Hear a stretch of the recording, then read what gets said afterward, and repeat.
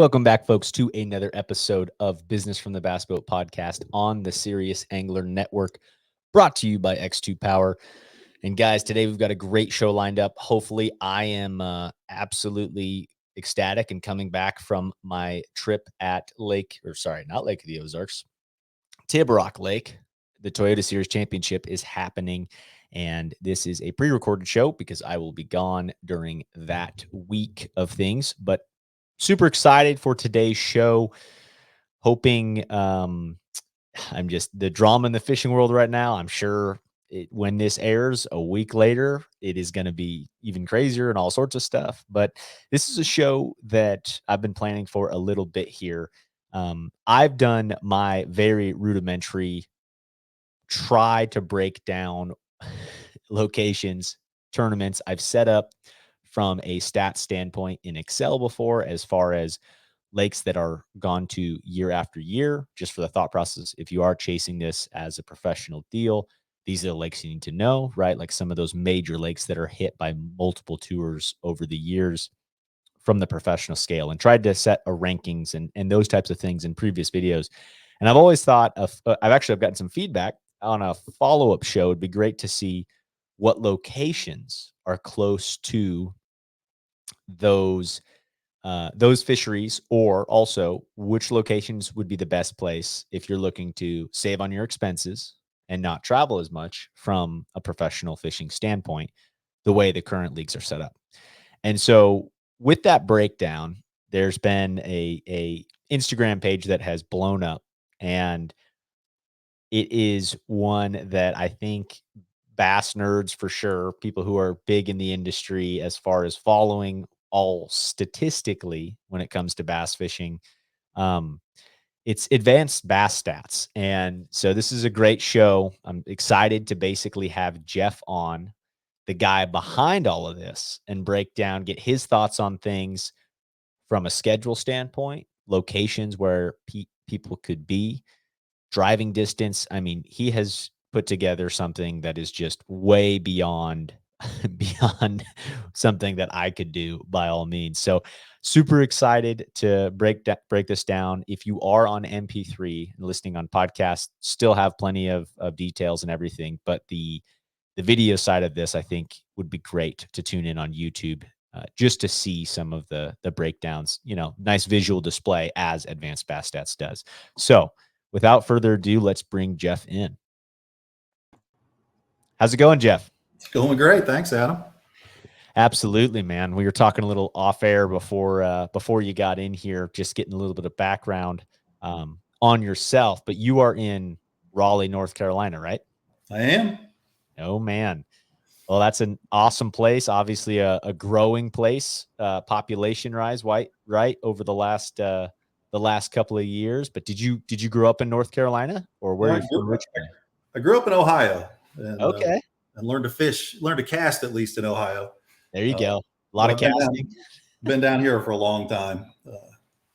Okay, very cool. And obviously you have a passion for the sport of bass fishing, because creating what you have created thus far, I don't know how you would be able to do this without being super involved from a statistical standpoint and interested in professional bass fishing as it stands. How did this all start with Advanced Bass Stats? So the bass, as a kid, I was eaten up with it. So I got all the magazines in middle school, and I was sure I was going to be a touring pro angler when I grew up, and then fell into college and fell into marriage and fell into kids, and it kind of went away for a long time, and it popped back in a couple times. So it's been sort of a wave ride. Okay. And during the pandemic, really, I was home, working from home, and had all those extra hours, and fishing was one of the only things on TV, like the live broadcast was one of the only sports on TV. So I kind of got back into it, watching the lives of all the leagues. And it was about when NPFL came out. And so it kind of coincided with, I was doing a career change. Okay. And I was looking at job postings and thinking, I kind of don't want to do what I've done. I've been in software development and product delivery. Okay. Variety of roles for a long time. And I thought it's time to try something different. I always thought analytics was interesting. I was always adjacent to it. Never used any of the cool analytics tools. Was just outside those conversations. Big Excel user, but always wanted to. And I saw some job postings that looked interesting, so I started taking tutorials on some of these tools. Okay. And realized quickly that like doing the sales charts and the tutorials, it wasn't going to stick. Like I just wasn't going to do it. But I had a couple of problems in mind. One was the TNPFL, like the third day no cut. They talked about it all the time on the broadcast, on the broadcast and about the league and as advertising.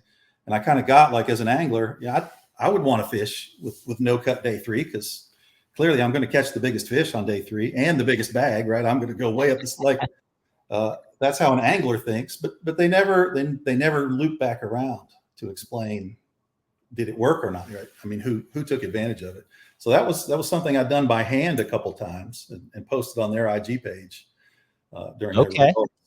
And I thought I can apply some of these tools. Maybe I can apply this problem to those tools, and maybe it'll, I'll stick in the tools. And it just grew. Like it was pretty cool. Like the stuff that I pumped out pretty quick, I thought this is useful, and I hate to just throw it away.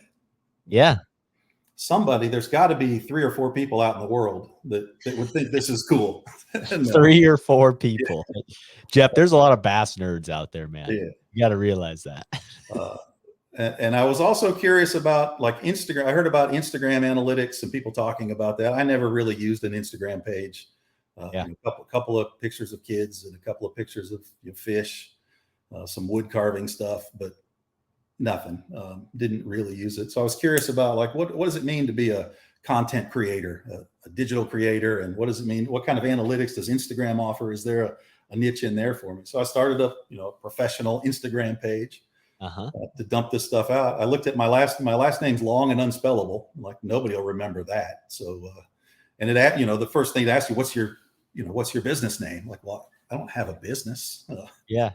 I'm going to be, so I tried to think of some sort of very generic, something that I could, either turn over or would be easy to remember. And it's terrible. I got 3 S's in a row, which turned out terrible, but once you're in, you're in. Right. And for folks who haven't seen advanced bass stats, and on Instagram, again, this is adv bass stats, right? Like just shortened advanced bass stats. You got a cool logo, you got a bass on there, got some graphs behind it. What's the best way? And we'll go ahead and show things here for folks on YouTube as far as the Instagram page itself. But how would you describe what you do as far as these breakdowns? So it started really ad hoc, just whatever caught my eye. I thought about, you watch an NFL game or a Major League Baseball game and you hear about Amazon stats and you hear about, the baseball velocity and launch angle stuff. And we don't have any of that in fishing. And what we have is a lot of top 5 and top 10 lists. Right. And I felt like there's got to be some better ways to display this information, some better ways to look at this information, or some ways to tell stories with more of the data than just the top 5 in this event and the top 5 in the AOI that fit on a TV screen. So I just started looking at what stories are in the data, what's in there once you collect the data and get it to display in some of these tools. Can you tell a story?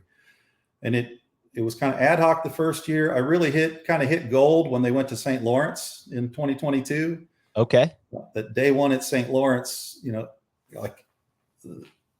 everybody was over, over 18 pounds. And so I do color gradients on the pound lines, and the chart looked great. Up till that, they were kind of dull and monotone, or two colors.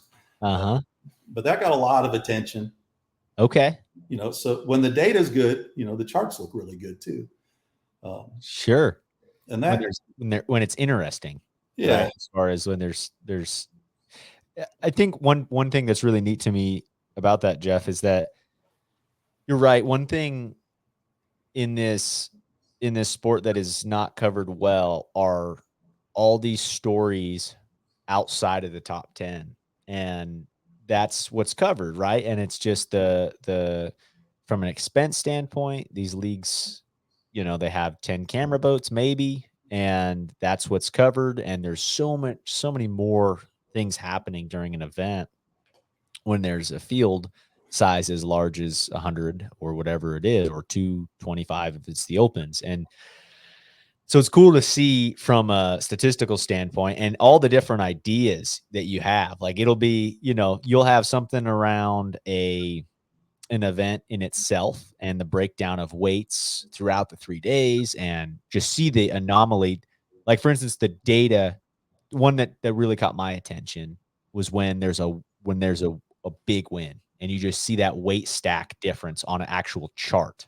And that to me is something that's like, wow, that dude really smoked him. Like he absolutely beat the rest of that field down. But there's so much of that, and you have state record stuff, and all you go into all sorts of things. But so these are all tools that you learned during COVID, and basically as far as the statistical side to show these charts is that, and then you applied it to bass fishing.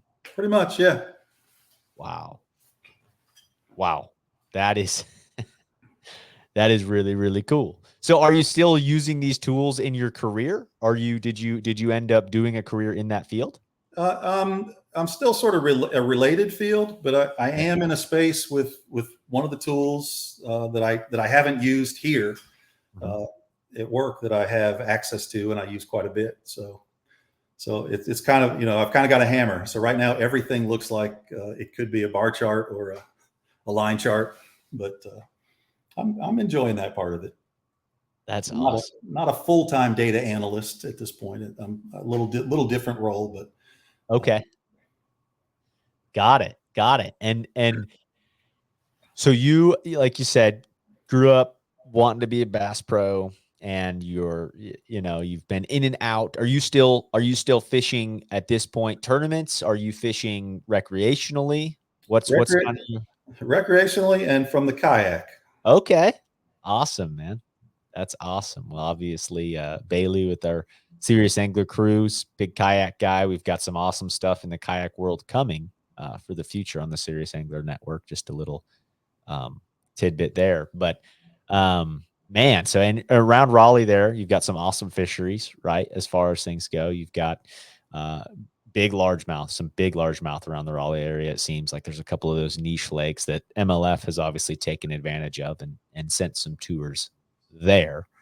But sounds like you're a big fan of the sport. Someone like myself, you follow it all. Are you one of those folks? If it like same deal for me, started the podcast during COVID, and the idea anytime if I'm working from home, man, I've got pro fishing on if there's a live event happening. But do you watch all kind of platforms at this point? I pretty much do. Yeah. Yeah, pretty much do. I wasn't watching as much of the MLF until this year when they went to the 5 fish. Like I couldn't come up with a way in previous years to do comparative analytics. I mean, it's just the number of fish caught and the size, the minimum size stuff didn't lend itself to anything that compared event to event, season to season, or to other tours. But when they went to 5 fish, I gave it a try this year, and the 6 events thing is long. The 6-day events is kind of long for an attention span, and just to deliver content out over 6 days for one, my kind of content. I don't know that, my audience wants to see me do that 6 days in a row. Sure.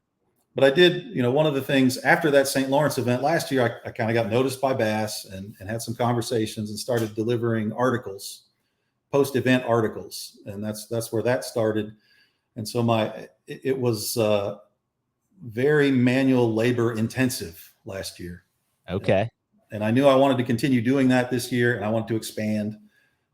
And so I spent some time automating the sort of daily event reports over the winter so that I could keep up with the pace. And so I tried to do daily reports for all 5 of the sort of national level tours. Wow. Yeah. Well, and I remember seeing, and that was a question I have written down in front of me here, was just when did, how did the relationship with Bass start? Because I've seen your articles on the Bassmaster website in itself, but they just reached out after you got some serious attention in that 2022 St. Lawrence deal, and then you said, "Yeah, let's do something," or "I'd like to put a report together and basically be a writer," right? As far as for Bass as events were unfolding or after the events. Yeah, I think they recognized this was different than the content they get, um, and they wanted to give it a try. I can't remember. I think Chris Mitchell was the first guy I worked with at Bass, Okay. former digital guy there, and then Yeah. I connected with Ronnie, and Ronnie's an old North Carolina guy, so Right. and a data type. Um, For so sure. so I think I had connected with them first, and then once that event got out and it started to take off, that was what really tripped it. But that led me to doing these event-based reports, which led me to trying to do all of them this year, which was a lot. Even with sort of automated data collection and chart generation, it was a lot. And so I'm pretty worn out right now. We just finished the opens. I bet. And so when you say automation with this stuff, is it just the automation for the writing of the articles, or you're saying in the data itself, once you have the names plugged in for each tour, you're able to pull the weights from, Bassmaster's website or wherever it is and go quicker? Is Right. that In the pulling of the weights from the websites and the generating of the charts and the images that go up on Instagram, I still hand type all the captions, and okay? that probably takes as much time as anything. Try not to make a mistake Right. by what I hand type, and we're looking at maybe AI helping out with that I next was year. gonna say, man, we got to get the AI game going. If they can build captions in my style, that'd be pretty good. Yeah, that's awesome. Um, Have you with all these stats, like obviously you're working with a lot here. You're a one man show doing all these different tours, and especially when you're talking the opens, it's like, gosh, there's so many names there. Um, it's been great to follow along. I think the biggest storylines for me this year that I followed, obviously, Elite Series, AOY, uh, MLF, AOY, all of that stuff's great, and I certainly follow it. I really followed a lot of the EQs as far as who was going to qualify from that standpoint. So that was something great to follow up on through your content of seeing where things were on a different layout, right? Than just a Bassmaster article saying, "Hey, here's the top 10. Here's where it's sitting." Um, do you ever get any feedback from folks? Like, have you made any big mistakes? You're doing with a ton of data here. Have you made any mistakes where people are like, "Hey, man, this is off," or is it an angler? Have you had any situations like that at this point?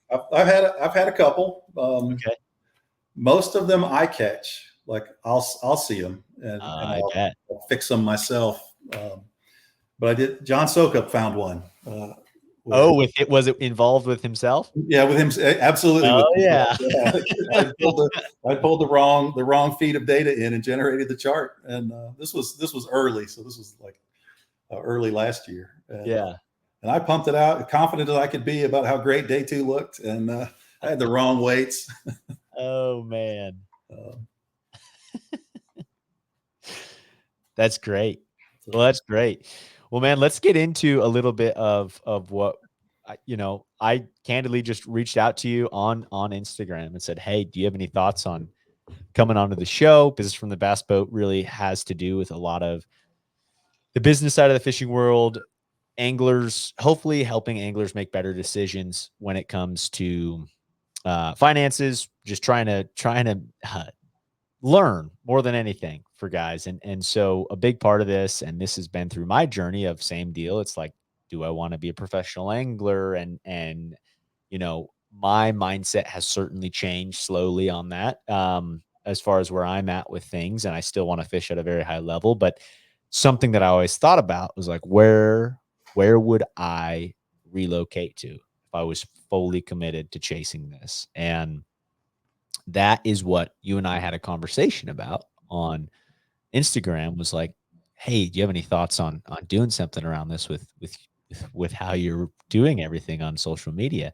Um, so basically, you've had this incredible PDF put together, all your data around this stuff, and this is having to do with the 2024 schedules. NPFL not included because they're slow to get out to their schedule, and they're getting to it right now. But with this, how do you want to lead things off here? I mean, I've got it pulled up. Um, how long does it take you to put a report out like this? I think this is 14 slides. What did this take you to do? This was a couple hours. It's very derivative. I've done this in the off season when the rosters come out the last couple of years. So Yep. I I would have eventually done this anyway. With the actual angler rosters, I like to overlay like where the anglers actually live against the event. So Right. there's maps out there last year for all the series with that. So I was able to reuse a lot of that. So it was fairly quick turnaround. And so what we did, we just plotted each of the series locations on a map, Mm-hmm. and I plotted the approximate geographic center just for a baseline, to give a baseline idea of how much travel is involved from that center to each of the events, sort of a measuring stick between them. Right. And it shows where would be the most central location on those. Now that doesn't take into account driving distance and highways and things like that, but just a rough idea for where they are. And they generally always fall somewhere around the perimeter of Tennessee. Right. With everybody, and that's why you see Yeah. so many pro anglers. That Tennessee, Northern Alabama, right, is just such a huge hotbed.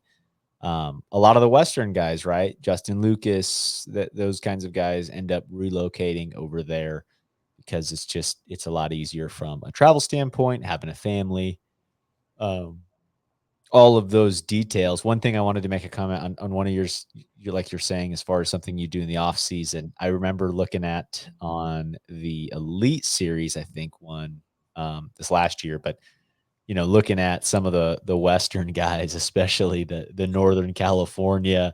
I mean, your Bryant Smiths, right? Like those kinds of guys. I just remember looking at that map of the Polinick, right? And it's like, I'm someone who just moved to Idaho, so I'm way up here now. And it's like, holy cow, these these guys have quite a difference in coverage as far as their mileage goes on a season.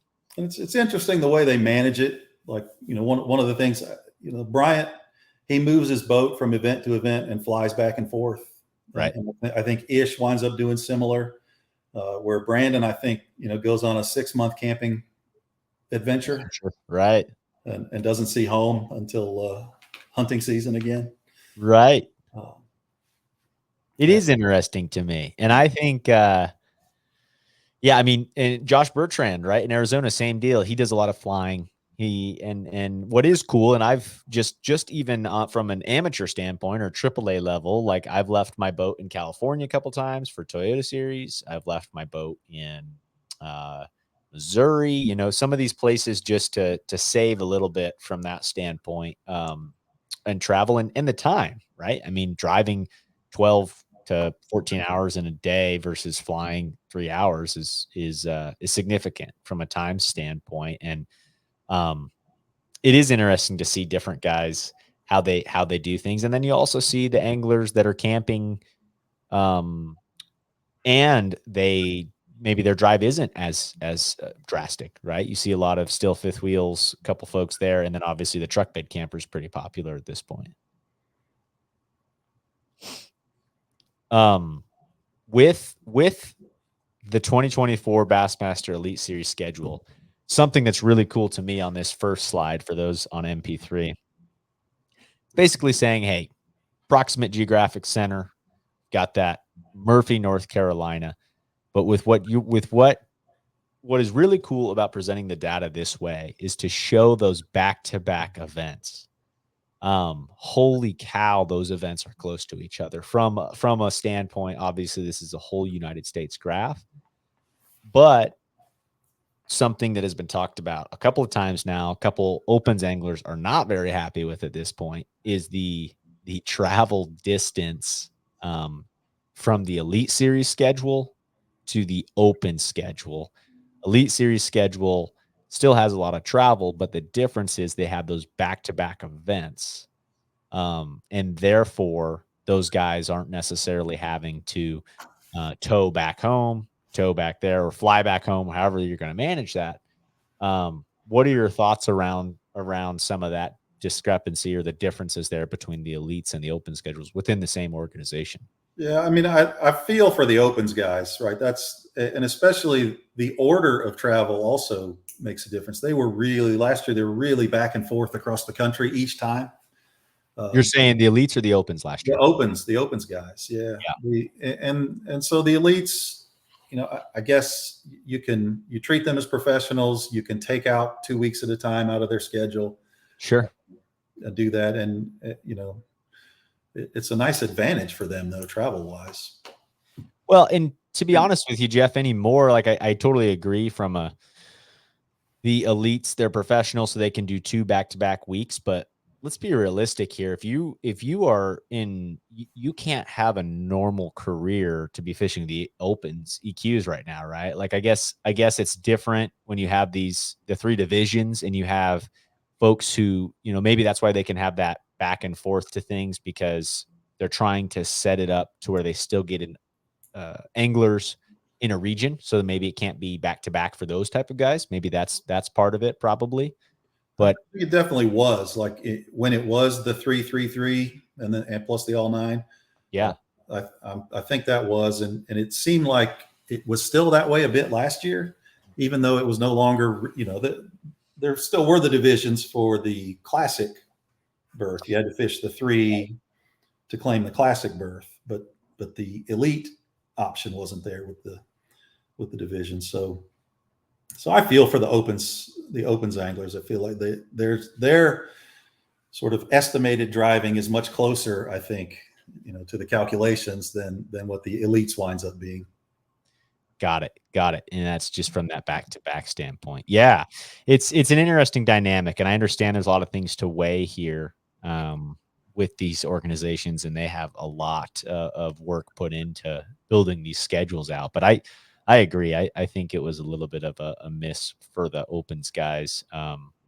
I am excited for the opens to go to the Midwest, though. That is something to me that is a different dynamic. And those 3 events up there, I think there'll be a lot of participation of those Midwestern anglers, whether they fish all 9 or the 3. I think it's going to bring some new guys in that maybe have been on the sidelines, or there's always some Minnesota guys, obviously, in the opens and that kind of a thing. But excited to see that. Do you have any other thoughts on this first slide as far as the 2024 Elite Series? I think the thing that jumps out to me is 7 of the 9 are south of the North Carolina Tennessee border, right? And only 2, Right. So it's a very southern, kind of a southern focused schedule. Right, Bassmaster headquarters. You're right. That seems to be that. It seems consistent to me over the last couple of years, right? It's that it to me that really hit COVID. COVID, obviously, there was the amount of tournaments in Alabama. They must have had really good relationships there. But I just remember thinking, gosh, this schedule is pretty tight as far as in a corner, and I understand that's where a lot of their audience is, or a lot of their angler base. I'd say, I'm curious. I would be curious to see the audience, and I know. On the back end, I've heard of bass boat sales audience and hearing where different geographic locations are. Obviously, though, hotbed is certainly the southeastern part of our country, but it's national trail. But it sure seems to be, that's a good point, as far as pretty tight down there, and then obviously that northern swing, pretty consistent. Similar lakes almost every year from an Elite Series standpoint in that north section.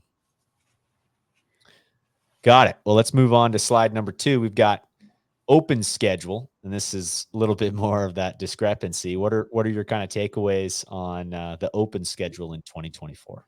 They're kind of covering the eastern half of the United States. I guess it's sort of a box plus Florida. Yeah, certainly more travel as far as spread out events. You don't see that back to back and those together. The approximate geographic center got is Hopkinsville, Kentucky, and that is certainly a little bit more west, a good ways west, almost across the rest of the state compared to the Elite Series. So geographically still close, you know. I mean, really all of these tours, that geographic location's got to be within what, 500 miles of each other? Is that point? Yeah, probably 200. Wow. Wow. So pretty tight from that standpoint. But you know, open schedule, obviously. You've got Florida involved. I think Ouachita, that's interesting to me to see that brought in. Haven't seen something out of Ouachita in quite some time. To my knowledge, thinking through, maybe a Forest Wood Cup would be probably the most recent that I can think of. But yeah, a lot of back and forth, and something that's, you know, to think about with this is it's not that consistent going this direction, this direction. It's a lot of back and forth all across these places. Right. I think the other thing, the one that jumps out, Logan Martin. I haven't seen that recently, and I just listened to the first few minutes of the NPFL schedule release, and they're going to Logan Martin too. So it's kind of interesting when a new venue pops up on multiple schedules. You can tell that some chamber of commerce or somebody has gotten aggressive. That's exactly what I was just going to say. Is it is interesting how that kicks out, or you see a little bit of copycatting, right? As far as if to me, the one that comes to mind, I think MLF went there first, but I'm going to go back because I don't even remember the lake, but on Lake Murray in South Carolina, right? Once that hit, and it was like, gosh, this place is loaded. It's got 25-pound bags, big largemouth in it. And when it was aggressive and it was an awesome tournament, and then boom, Elite Series are there the next year, and then LF's going again. So that's a good point as far as the cities of commerce or chambers of commerce reaching out and being like, hey, maybe some other folks would want to come here. All right, MLF Invitational schedule. Obviously, less tournaments here. The six events on the MLF Invitationals, and a lot of question marks right now in the bass fishing world. And the Invitationals, to me, is one of those question marks. What are your thoughts on the 2024 schedule here? It looks a little like the NPFL schedule from, I think it was last year, was like right down I-75, like a north to south schedule. Okay. And it had like the lowest sort of average travel averaged out this way of any. This has a little bit of that look, but it's a little more spread out from, what was that, Champlain down to Rayburn. Right. Right. But kind of in a line. Yeah, and geographic center, right in the center. I mean, real close to the Elite Series there, a little bit, maybe a little west. But yeah, there's that line. That's interesting. It is like kind of a line, and still covering a lot of the eastern part of the country, but not that Midwest swing. One thing I do like here is that they, you know, you see a lot of times on a professional schedule, and it makes sense, and I get it, right, from the standpoint of these tournament organizations, the Elite Series, they're having to pay their entire staff to travel. But, you know, you always see the consistent, generally, if they're going up to St. Lawrence, they're going to hit Champlain.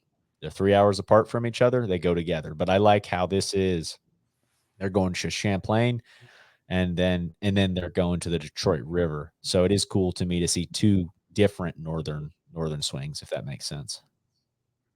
And if they're not going to do them back to back, you know, I don't know how helpful it is to have both Champlain and St. Lawrence. Yeah, I think it's probably the opposite. Field, right? Yeah, if you're not going to be close, or, you know, we've seen in the past too, where maybe it's not back to back, but it's 3 weeks. So that, you know, maybe that's a good time if you're up there. Great time to be in New York in the summertime, right? Have the family up for a week in between, or something like that, or spend your time.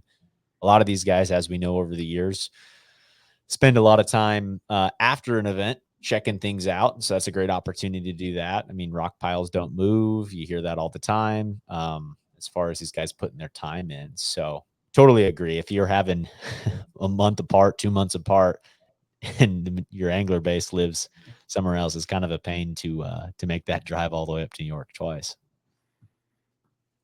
All right. So BPT schedule. The layout's so cool to me to see the difference of things here, right? So big story on BPT is no Florida. So it's that, right? I mean, you know, it's that still the eastern part of the country, but I mean, they're not hitting Alabama, Georgia, Florida, Mississippi.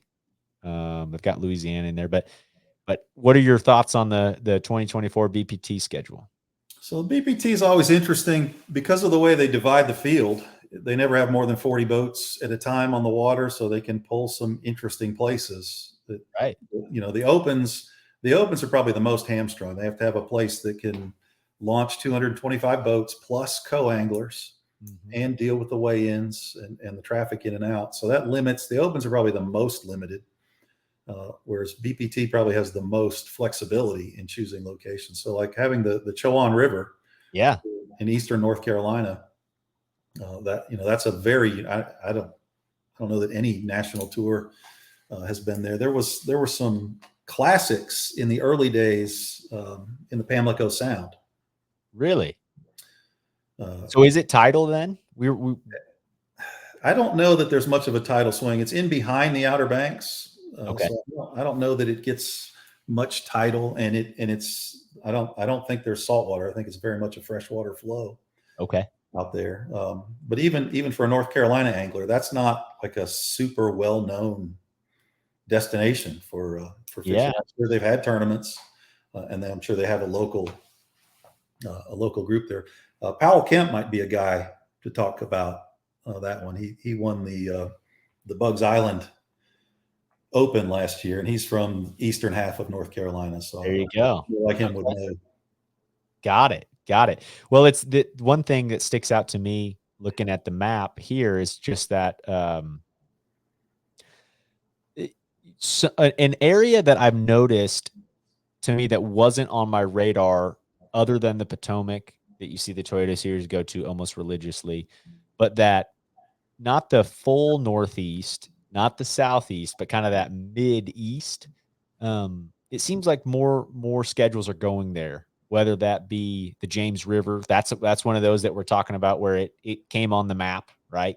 And then a couple of opens and other events have gone there since. But it's kind of cool to me to see that part of the country. To me, I haven't seen watching Elite Series events and stuff growing up, and the old FLW tour days. I don't remember too much in that part of the country, so it's cool to see that kind of from the BPT swing. And it pulls their center north and east up into the upper corner of Tennessee there. Right, right, and then obviously Dale Hollow there on the north end of Tennessee, real close to that center. With things, and that's a part of the country I've always been super interested in. Is like I'm a big Clearwater guy. I like if I can look at them, gosh, I love it. And so for me, that Table Rock, where I'm headed for the Toyota Series, and then we've got obviously the Western lakes are really known for their clear water, and then you got the Northeast, and then I mean there's places mixed in between, but that's one that's always been interesting to me. Also, just because you're not far from that geographic center of a lot of tournaments. Let's see here. Any other thoughts on the 2024 BPT? That's probably the farthest west of any of the four tours is the Eufaula event. Really? Okay. I Yeah, don't it's got to be. Yeah. I mean, maybe think the any of the others Opens, were they that were far. all in Minnesota or Wisconsin, right? Well, maybe Fork, Right. pretty close. Rayburn, yeah, Rayburn's basically just south of there. Yeah. That's another one that's been hit pretty consistently here, and I'd like to look at my numbers on the Excel file standpoint. But Eufaula in Oklahoma, that was sure seemed to be a lot of events there. I don't know, 5 to 10 years ago, and then it's kind of been hit pretty consistently here the last little bit. Obviously, big lake, and I think that's where the Opens. You made a good point. They're more hamstrung, not from. I mean, a lot of these lakes can potentially support that big of a field, right? It's more so the lodging and the place, the town that can support 500 anglers coming, from a co-angler standpoint. All right, we've got. Oh, here we go. So this is comparing Nice graph for those of you on MP3, just comparing all the graphs we just looked at. Got that breakdown of Elite Series, Opens, Invitationals, BPT. And those of us that live on the eastern half of the country, we just have to apologize to the rest of you guys. That's exactly right. That puts it pretty good there into perspective. I mean, gosh, look at the I mean, really that, the furthest east schedule, if you're looking straight east, obviously the Elite Series, you've got that real tight southeast corner and then the northern swing. But the invitational schedule, looking at it in comparison here, it is pretty far east as well. As far as just that line is drawn pretty dang tight to the the third of the eastern part of our country. Yeah. All righty. So this, what do we got here? Just comparing the centers, just a blow up of how far the centers are from each other. All around Tennessee. Mm-hmm. Is the known and pretty consistent as far as the average distance from events here. Everything is, seems like that 550 to what 615. So all have within a 65-mile or so radius of not radius. I guess it'd be, what would that be? Basically the the distance from each event, the average distance of each event is in that 500 to 600-mile range. And we've got four examples of different schedules. And so going back to the initial proposition that you made to me was where would somebody move, right? What would make you move somewhere for optimal travel on these tournament series? That's a good indication of where they're going to fall year after year after year. Yeah, that's a good point. Somewhere in this target, it's going to be, gosh, pretty dang close to these lines. I mean, you've seen it from the Western guys. Another guy I think of is Matt Becker, right? Originally from, I think, Pennsylvania or New York, somewhere in that Northeast, and he moved into Tennessee to have that travel be less brutal, but still an average distance, 500-600 miles. But just in my head, it's like, gosh, that's not bad at all, man. Like, for me, if it's under a 10-hour drive, like, whew, we are close to one. Yeah. All right. So slide 7 here, we've got the 2023, 2024 schedule comparison. And this is just showing those same numbers just on a, this is comparing the year previously. Right. So a little show of the change year to year for each of the series. And the elites are consistent, and the opens quite additional amount of travel from that standpoint. Correct? Yeah, the opens they weren't. I feel like they weren't terribly spread out last year, but it was more the order of the events caused. Right. If you try to follow the 1 through 9 dots, you would have driven probably the maximum distance you could have. I really felt like they went back and forth, but the average wasn't too bad from the center. From those centers. So this year a little farther.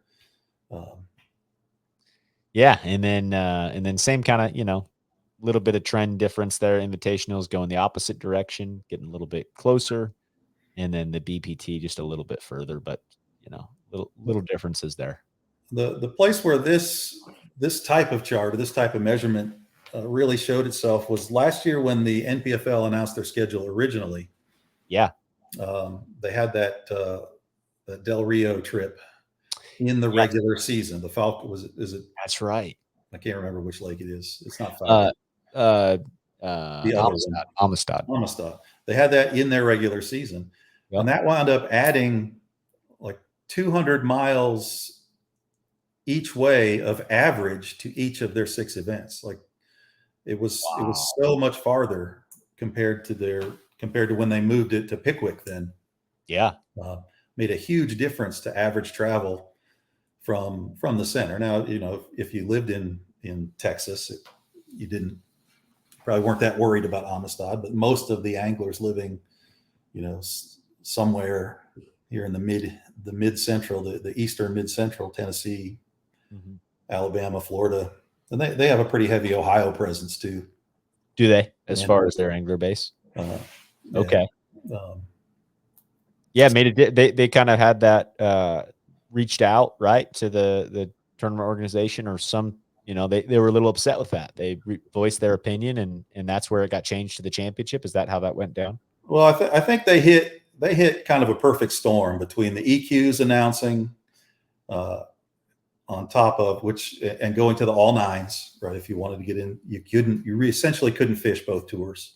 Right. Um, and they raised their entry fees, and that hit them too. And then the schedule came out, and that hit them too.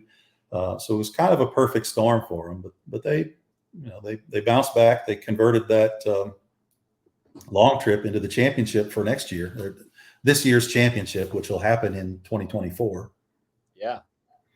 And then that's only 25 anglers. I think they're all guaranteed to get paid, so it's worth making the trip.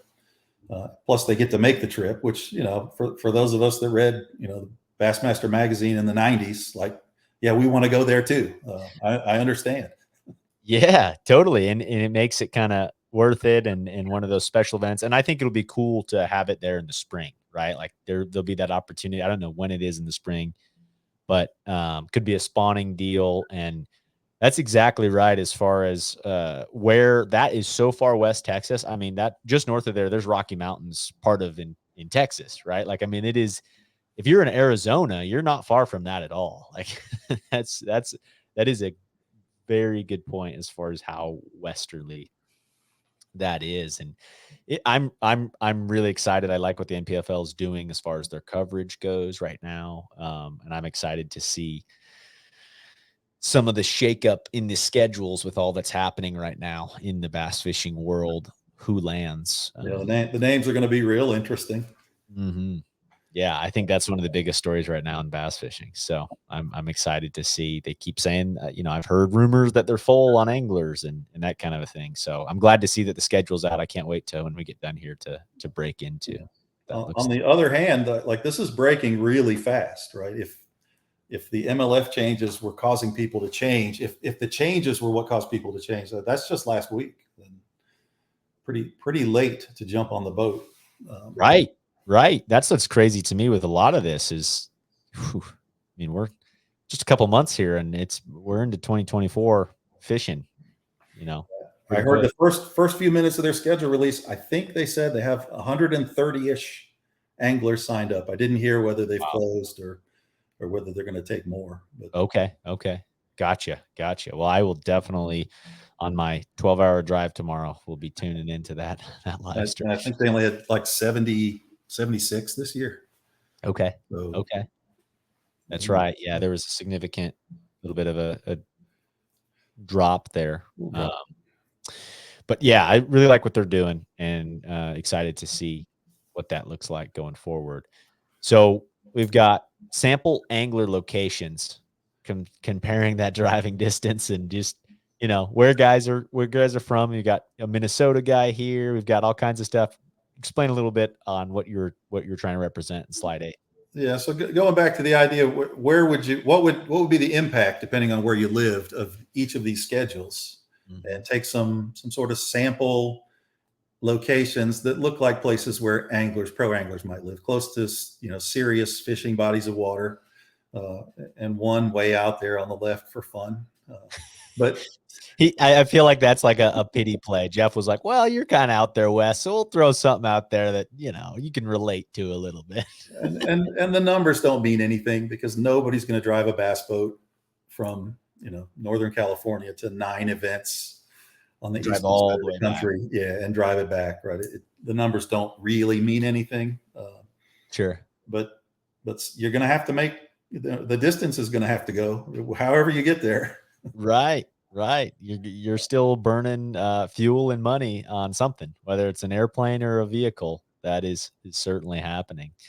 So this is the driving distance, one way average distance from those locations now. So that's the same data, but in a chart here. Right. This is calculating the driving distances for each of the tournament series from each of those locations. So if the angler lived in Dayton, Tennessee, Chickamauga, how far would the drives be on each of those different tours? versus I think Decatur was northern Alabama, probably Wilson, I think. Huntersville puts you on Lake Norman. Springfield is in the middle of Missouri. So I figured let's put them in Bass Pro Shop's headquarters. So it's got value living there, right? Totally. Yeah. You're on. Yeah. I like it. Yeah. I really like these because this is what you see, right? I mean, Dayton, Tennessee, huge names have moved to that region. These are great actual, rather than those geographic locations. These are fishing communities near, common fishing communities. And so we've got the Northern Alabamas, we've got the Tennessee, uh, Huntsville, North Carolina, Springfield, Missouri, Florida, East Texas, got your up in New York, and then New Mexico, and then of course you've got Yuba City, California, got up there in between a couple of some big Northern California fisheries, and those are all red. Those are Yeah, we color coded them. The darker blue is the shorter, and the trending toward pale to red. Red is the longest. So all the California ones are clearly the longest. It's interesting to me to see Texas being ranked, East Texas too. Obviously, there's a lot of guys that are in the pro fishing world that come out of West Texas, Central Texas. Texas is a hotbed for professional bass anglers in the first place, and so it is still a haul for a lot of these Texas guys. I mean, they're not. I mean, really, they've got still a pretty good drive, even just from East Texas. It's surprising to me to see that. I would have thought, just shows the Southeast dominance to me of these tours, because I would have thought, like, gosh, Texas is a pretty good place. Obviously, it is for bass fishing, but from a tour standpoint, it's still a good ways to the east, or to the west, rather. Let's see here.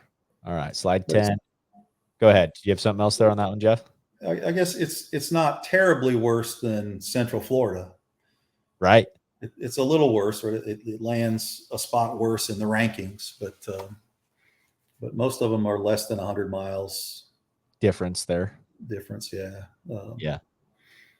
So, and then but I mean, even then, I guess strictly the BPT it ranks. It's just slightly shorter than the BPT, or further than the BPT rather, schedule. But the big difference there, the opens, you don't want to be in New York if you're fishing the opens in 20. And those are some of the outcries that I've seen have been guys who are very good anglers in the Northeast. Like, they are not happy with the open schedule. Yeah, this would have been good probably to compare last year's to do it with last year's, is to see the difference. Okay. Because the difference is more real than these imaginary average driving distances, but it's still a good way to compare locations, I think. No doubt. No doubt. I like it, dude. I think this stuff is awesome. I can nerd out over this stuff. As far as putting it together, not going to be good at that. But as far as looking at it, pretty entertaining to me. So I appreciate, and a lot of guys do in the industry, with what you do as far as your building here of these different graphs. Okay, so what do we have on slide 10? So these are just the graphical comparisons of the averages for each of the series now. So okay. Each of those locations to their average distances for that series. So this is the elite chart, just showing the differences graphically showing the differences in distance. So kind of how they cluster, right? Right.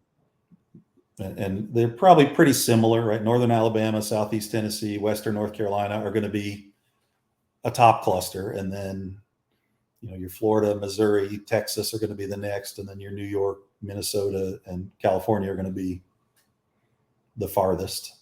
Right. It's fairly consistent. It is fairly consistent until you get to that West Coast.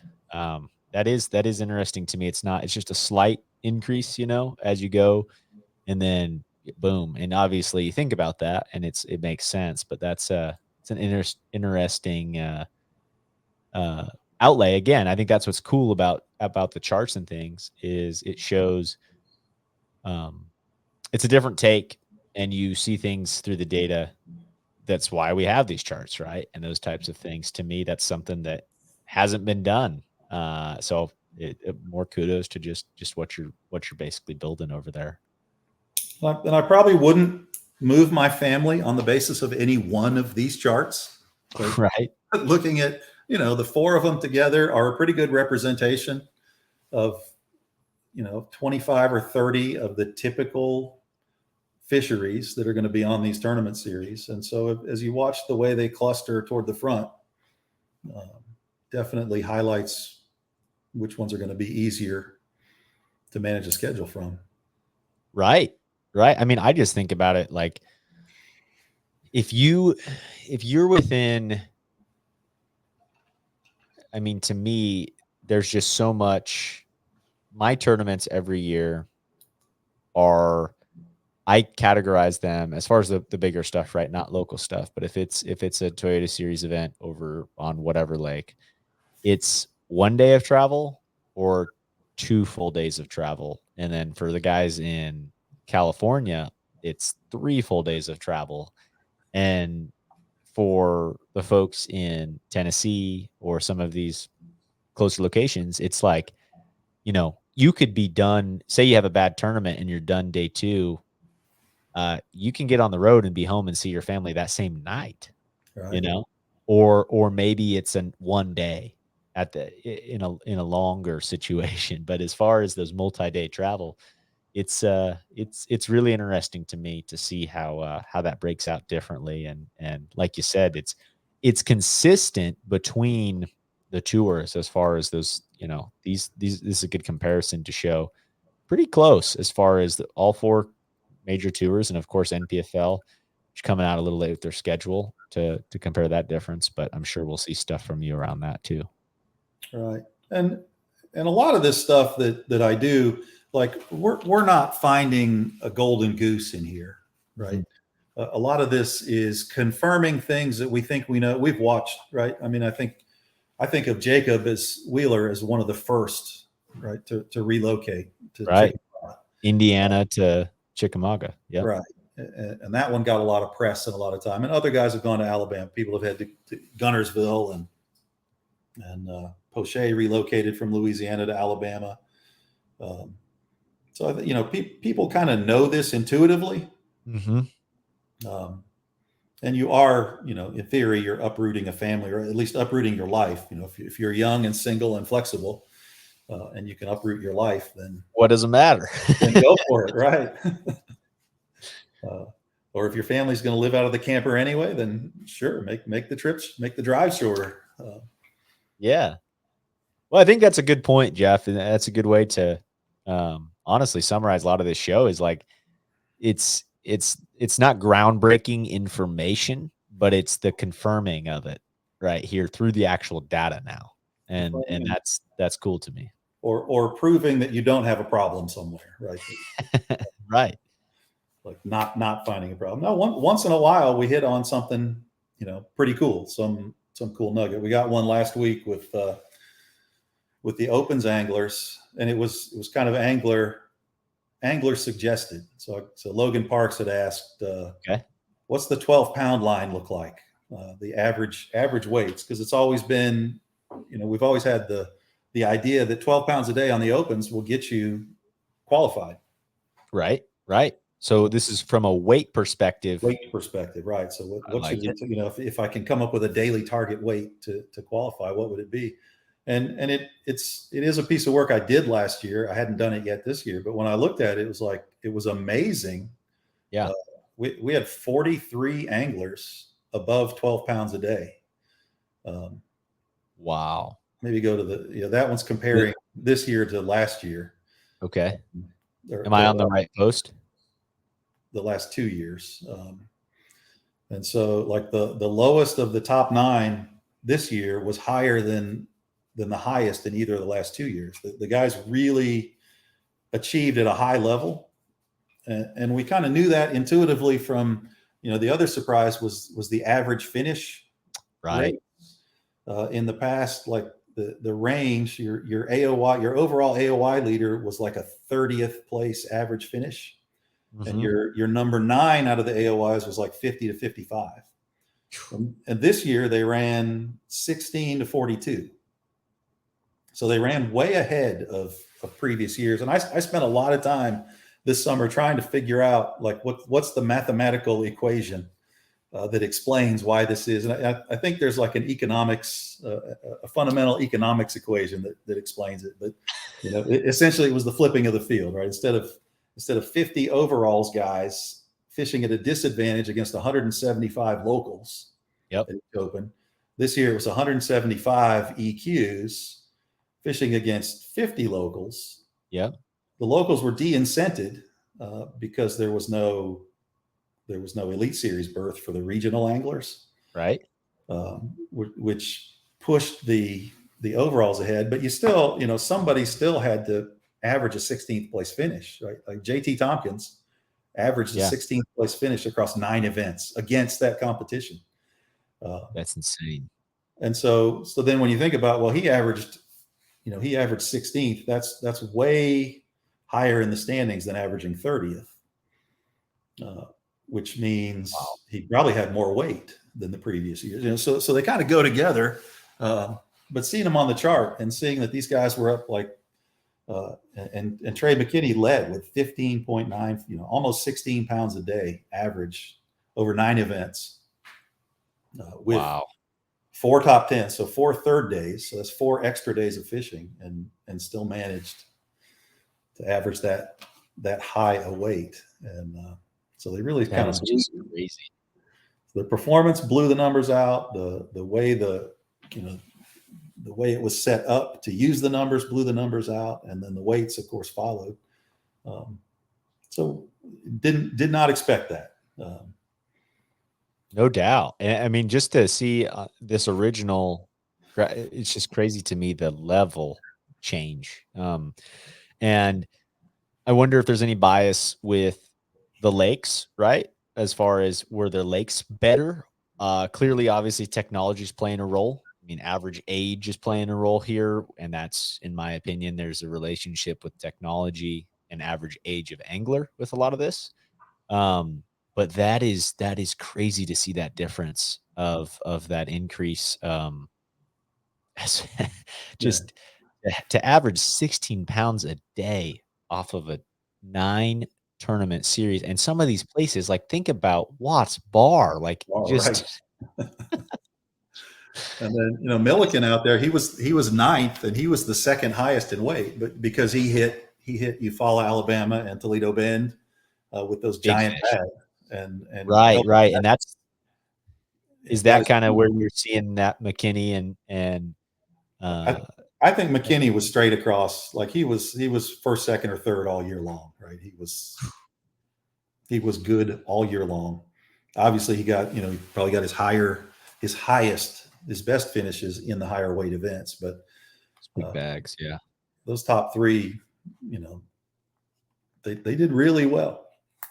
Yeah, against stiff competition, and I really thought it was going to go the other way. I thought the competition would cannibalize each other, and we'd have a whole bunch of guys between 50th and 60th place averages, and it would be super tight. And it wasn't. So it's cool to see that on the chart. That's the data nerd.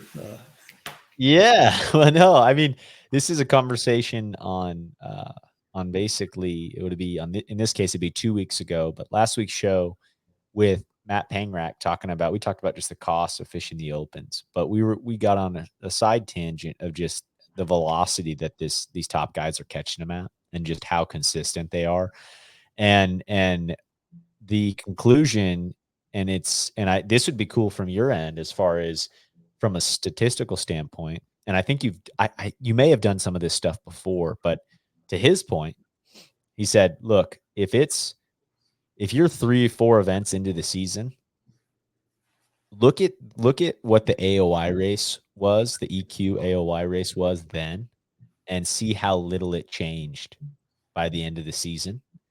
And in his head, right, it's like, at what point do you say the odds aren't in my favor to keep going here?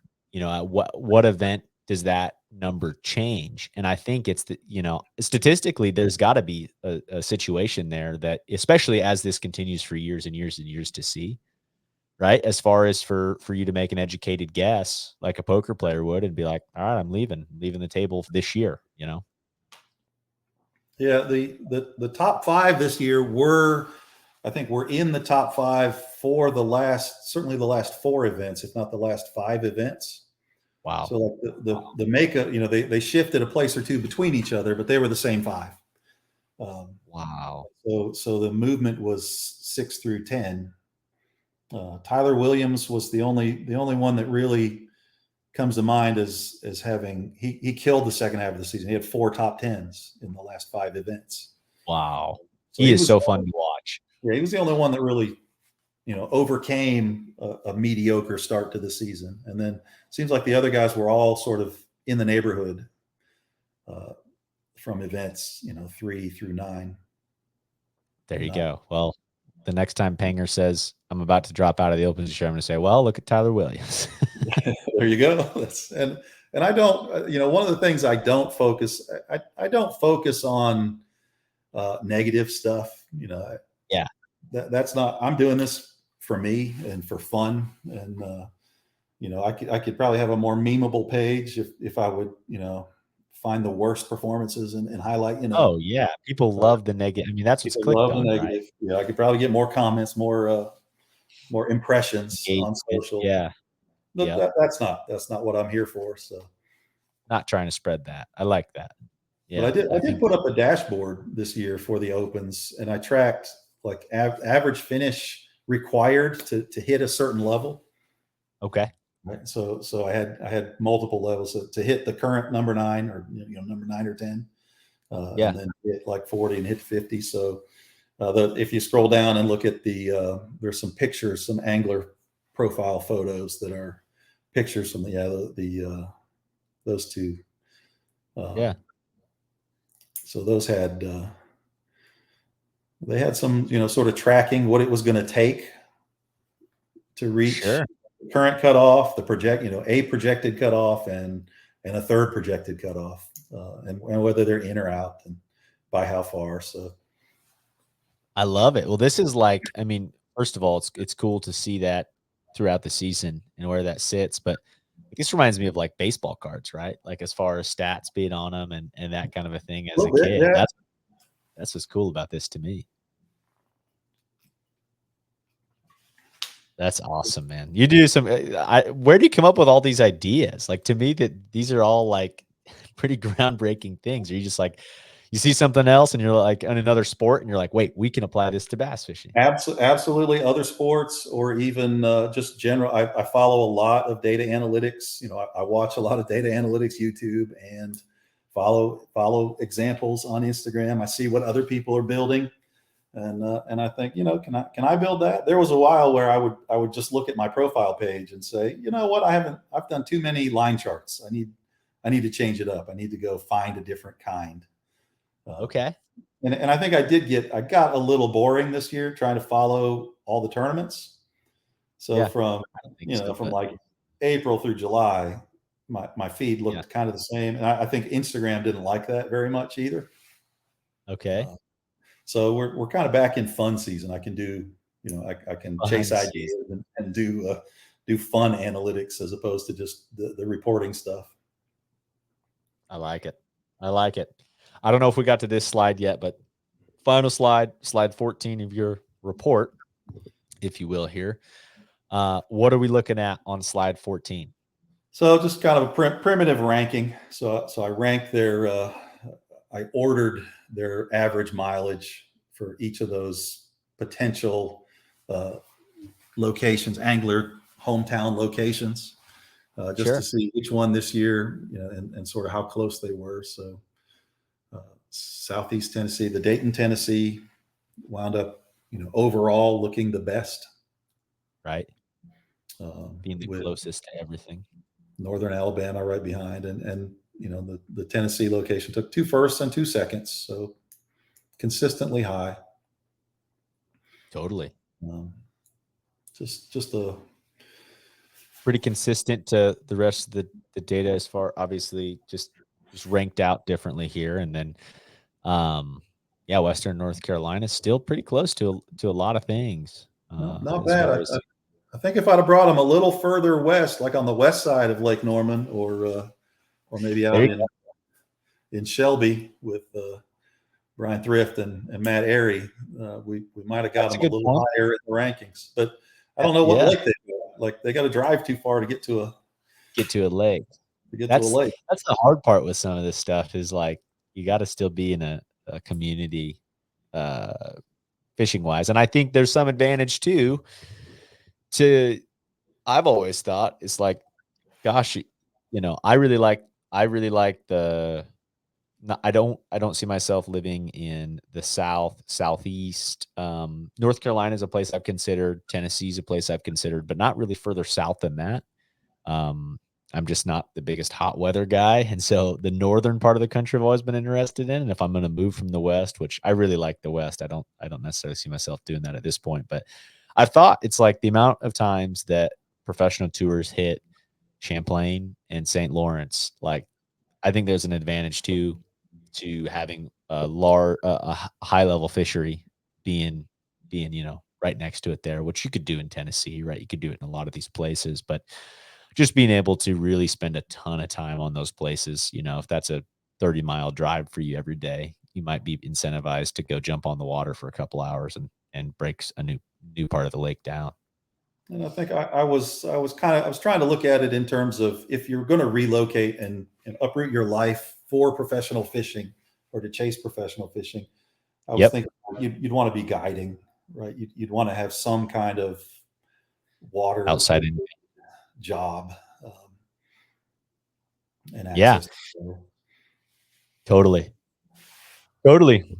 Well, awesome. Well, Jeff, this has been an awesome breakdown, man. I am super impressed with everything you do. Love following along on Instagram. All of us on the Serious Angler platform certainly do. We a lot of these posts, and I'm sure you see it on the back end, are sent right as far as in your engagement. People send these to each other quite a bit. I think it's a great way to break things down for folks. And thanks for doing it. I think it was needed, and I hope you keep it up for a long, long time because it's certainly a good way to break things down. And yeah, all the drama coming up with schedules and everything else, and where people end up. I can't wait to follow along from the statistical side as guys are fishing in 2024. Well, I hope it wasn't the most boring podcast ever. I suspect it's going to be right up there in ranking, especially for the MP3 version. But Well, that's the disclaimer we talked about in the beginning. If you're on MP3, go over to YouTube. The MP3, you still can get some information and hear us chatting here.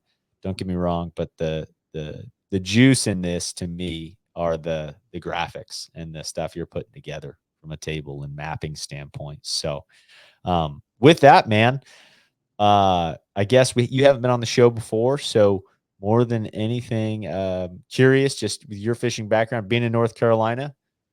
Personal best, largemouth, smallmouth, spotted bass, where you were when you caught them and what you caught them on.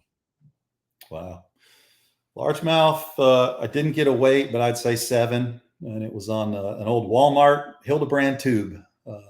No way. After a hurricane, it was like the water was like 15 feet high. I was way up in a cedar bush. And I didn't know what to do. I was shaking like a leaf, and nobody else on the lake, of course. And Yeah. so that was a fun one. Smallmouth, Yeah. probably 2.5 or 3 pounds. I've caught a few in Ohio and 1 or 2 in Tennessee. Yeah. River fishing in Tennessee. So Sure. probably crankbait in Ohio. There was a nice one, a crankbait fish, like a Thanksgiving. There was snow on the ground, and but the water was open. So There you go. vacation up there. Boy, Okay. spotted maybe a 19-inch spot, something like that. That would have been a tournament fish. Yeah. That's Yeah. that's gotta be what, especially with how thick spots are, that's gotta be 3.5, 4 pounds at least, right? Probably was a little skinnier than that, but Okay. it was good fish. I won some money with that one. I think that was in my Yeah. kayak tournament days. That's awesome, man. That's awesome. Length Well, length Jeff, mattered. Length mattered on that one. yeah, exactly. That's one of those where you're like, "Oh, yeah, here we go, as long as we can go." That's awesome. Well, Jeff, man, thanks for taking the time out and breaking some of this stuff down. Thanks for putting this report together. That's a lot of work. So I really appreciate you doing it. I'm glad you enjoy this stuff. I think it is awesome that Bassmaster picked you up and said, hey, I think this is cool stuff. And I hope there's more of that for you and everything you've got going. How can folks follow along if they haven't heard of Advanced Bass Stats and you know, anything to tease for 2024? I haven't really thought about it yet. I am hoping to find, I want to take another turn of the wrench on the automation to try and reduce the amount of time I need to spend on it. Yeah. AI has been moving really fast and improving really quickly.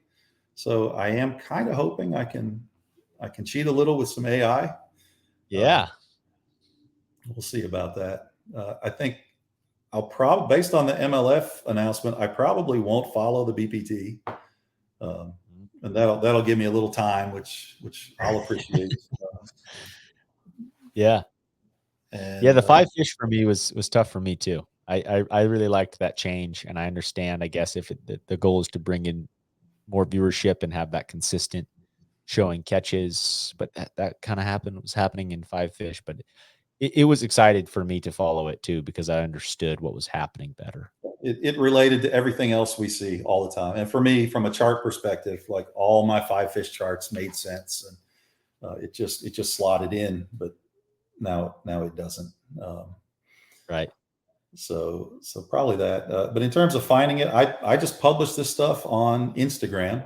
I shadow it to a Facebook page of the same name, ADV Bass Stats.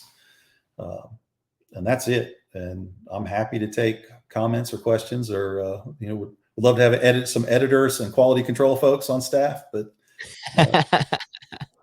I'll settle for the internet. So if you there you go. Find a bug, let me know. That's one thing that Jeff was saying. He said before we got on here, just more feedback. So if anyone has a question, concern, or like an idea, I like that too. Send him a DM. Send him a DM on Instagram, something like that, to get creative and think of other ways to break stuff down. All right, and good luck on your trip. Thanks, man. Yeah, I'm excited for Table Rock. Have not been there at all. Largemouth, smallmouth, spotted bass. I love fisheries that have that combination. That's cool. So, what's your excited? Distance? What's my distance? Yeah, what's your driving distance?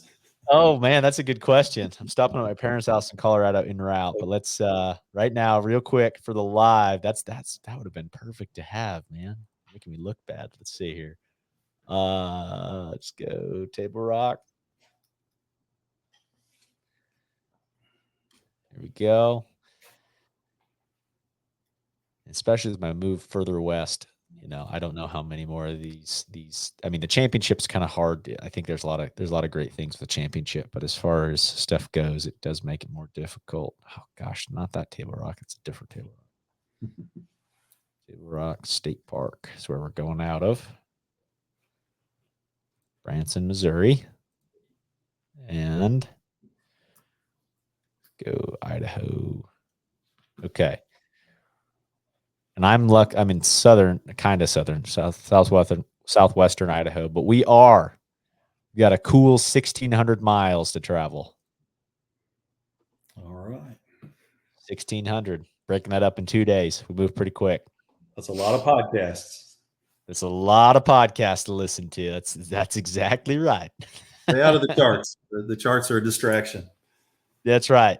Can't have, but hey, there we go. We got MP3 charts going on now. So if anyone's interested of trying to break down a chart audio wise, we got it. Well, awesome. Well, Jeff, man, thank you for your time. I appreciate you. And when this goes live and everything else, I'll get it over to you. All right. Anytime. All right. We will catch you later. Have a good rest of your night. Thanks. Yeah.